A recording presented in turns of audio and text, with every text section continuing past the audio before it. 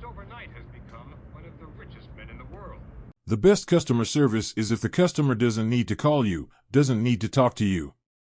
It just works. Jeff Bezos.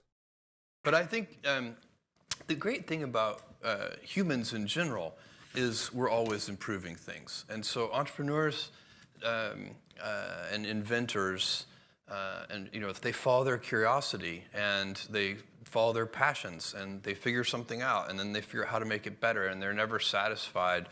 And you need to harness that. In my view, you need to harness that energy primarily on your customers instead of on your competitors. And so where I sometimes see companies and even young, small startup companies, entrepreneurs go awry, is they start to pay more attention to their competition than they do to their customers. And I think that in big, mature industries, that might be a winning approach in some cases, kind of close following. Let other people be the pioneers and go down the blind alleys. There's many things that a new inventive company tries won't work. And so those mistakes and errors and failures do cost real money. I also think that corporate cultures are incredibly important, and they're one thing that can never be copied. Competitors can never copy a culture. And the unfortunate thing, I think, for businesses and entrepreneurs is that you can set out from the very beginning with a particular culture that you want to form in mind, as we did. Our watch phrase for that was intense and friendly. And we always talked about it in the sense that you have to be intense. And in fact, if you ever had to give up friendly in order to have intense, we would do that. So if we needed to be intense and combative, we'd do that before we'd be not intense. But so you can start out with the way you want things to be, and then really your early employees become the beginning that you carry around. They carry around the flame of what your culture begins. So I think it's a blend of sort of 30% what you set out for it to be, 30% who your early employees happen to be, and 40% random chance. And the bad thing about the random chance part is that once it's set, you've got it. There's really no way to change a corporate culture.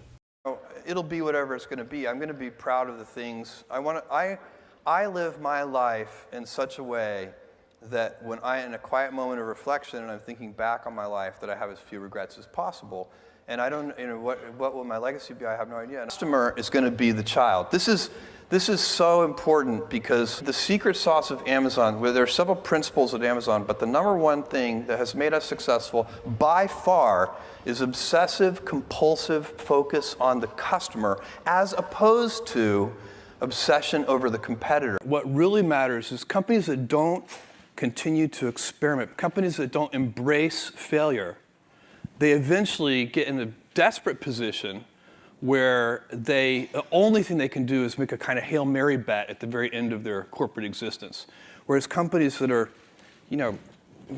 making bets all along, even, big bets, but not bet the company bets. I don't believe in bet the company bets. That's when you're desperate. That's the last thing you can do.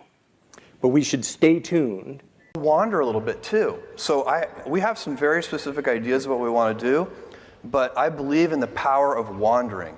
All of my best decisions in business and in life have been made with heart, intuition, guts, not analysis. When you can make a decision with analysis, you should do so. But it turns out in life that your most important decisions are always made with instinct, intuition, taste, heart. You can choose a life of ease and comfort, or you can choose a life of service and adventure. Which one of those, when you're 90 years old, are you going to be more proud of? No matter how good we are, we can still be better. You can always be better. Customers have a divine discontent, and they teach you if you listen to customers. So we watch for that, and we see patterns, and we can find places where it's not working, something's going wrong, and that's really how I get the feedback, is from customer input. And often, in all caps, angry, you ruined my child's birthday because the gift didn't show up on time.